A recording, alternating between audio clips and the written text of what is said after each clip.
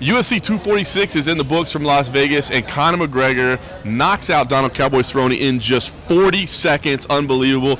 And a 15-month return, Conor McGregor comes and makes a statement right away. He has a way of doing that sometimes, just making a big impression. But, Mike, let me just ask you initial impressions of this performance. I mean, Conor McGregor was the favorite coming in. A lot of people thought this was stylistically a good fight for him. It set up right for him. But I didn't see a lot of people saying he's going to come out and starch Cowboy in 40 seconds. Yeah, he blanked him. I mean, Cowboy Cerrone didn't land a single strike in this fight. He wasn't credited with one. So if you're talking about like a perfect, flawless performance, I guess this is as close as you can get. I mean, it wasn't Jose Aldo, the first punch, 13 seconds, but it was pretty darn close. I mean, this is some of his finest work ever. And, he showed a multitude of skills. He landed a high kick, a knee, punches. Like, he kind of hit him with the whole bag of tricks there. Shoulder strikes. Yeah. I mean, who knew that shoulder strikes would be that effective? Exactly. Pretty crazy. So, yeah, I mean, Conor McGregor, you couldn't have really scripted anything better if you're looking for him specifically. Yeah, I agree. I thought he looked fantastic. And honestly, really just kind of wrapped up this week of reinvention, right? I mean, there's been so much personal struggle.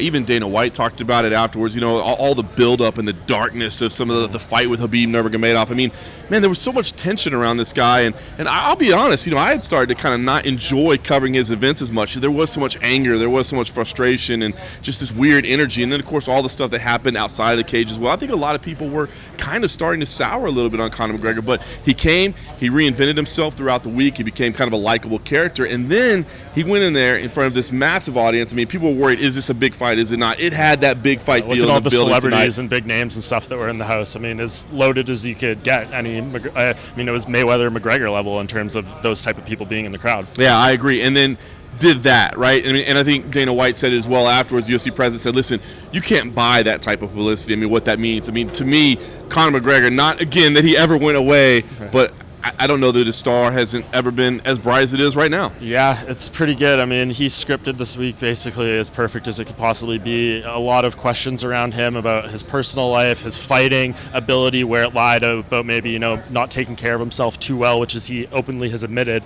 during this layoff the past 15 months. So for him, he basically A+ this week if you were to grade it from beginning to end, the way he conducted himself in front of the media, towards Cowboy, the questions he answered, and then the performance, of course, and then what he did just a few minutes ago behind us at the post-fight press conference, absolutely knocked that out of the park too. So yeah, 10 out of 10, A+, all those superlatives. I agree, and continued respect between the guys after the fight as well. Again, that's something that me personally, I love about the sport, man. I like that respect. I understand bad blood sells sometimes, but I like the good sportsmanship. All right, so what comes next? That's the big question right now. 155 title fight.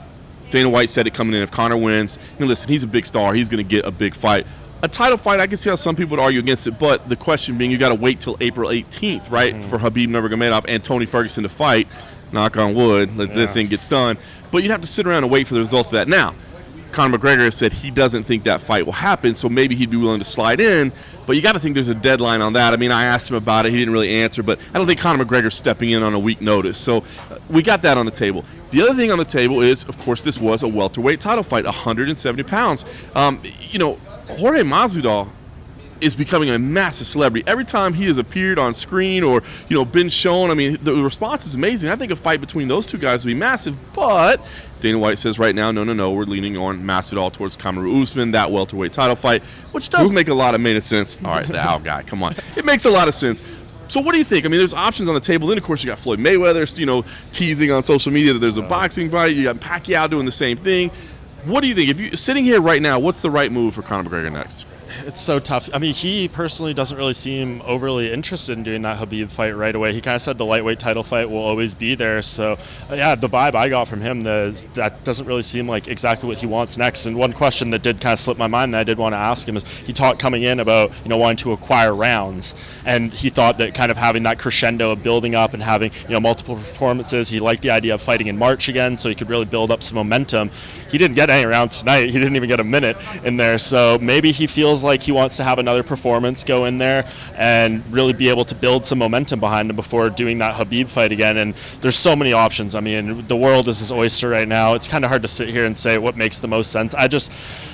that idea of waiting for the title fight, I mean, yes, maybe it falls out a month out, a week out. We'll really see. Hopefully it comes to fruition. That's ultimately my goal, is that we see Khabib Nurmagomedov and Tony Ferguson fight. But for him, I think you do the Jorge Masvidal fight. Those guys, you may not be able to recapture this momentum with Jorge Masvidal ever again. He is really peaking right now. 2019 Fighter of the Year in a lot of people's minds.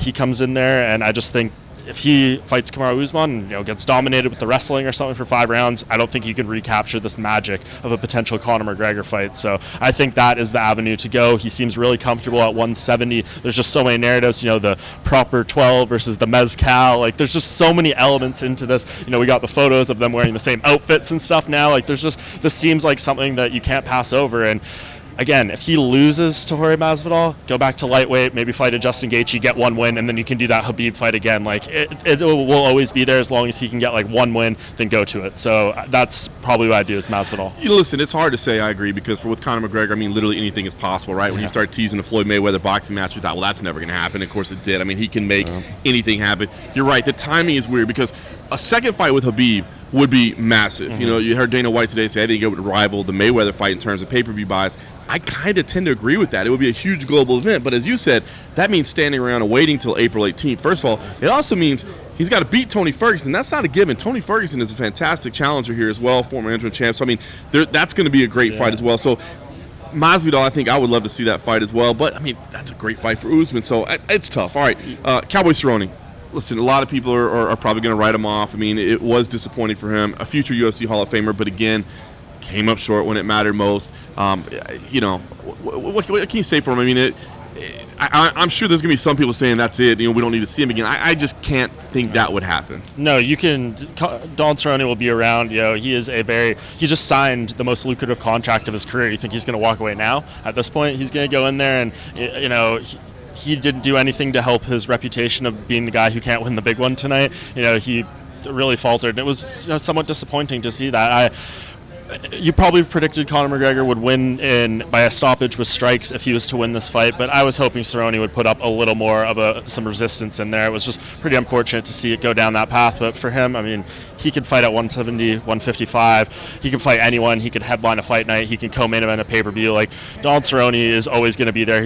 I don't think he lost any fans tonight. He's still one of the most popular fighters in the world. So, yeah, basically, I'd like to see him take a little time off. I think he came back after losing to Tony Ferguson too quick to fight Justin Gaethje. He got a little bit of time for this one, but let's give him a few months to actually get a legitimate rest and recover. I know that's not what he's going to want to hear and not what he's going to want, but I think that's what you have to do with him, because this one, he took some more damage in there tonight. He's been stopped by strikes 3 times in a row. I know the Ferguson one was a doctor stoppage, but still took a lot of damage in there. So, yeah, just let him take some time off, and then he could fight literally anyone. Yeah, unfortunate result, but you could hear the reaction from the crowd. I mean, as big of an ovation as it was for Conor when he got on the mic and just said, hey, I'm going to keep going at it. So the guy's an absolute legend. I think he'll continue on. So, listen, a lot of options on the table. This was a huge result. You can believe the UFC enjoyed seeing this. When Conor McGregor is doing big things happen for the sport. It's going to be setting up for an interesting 2020.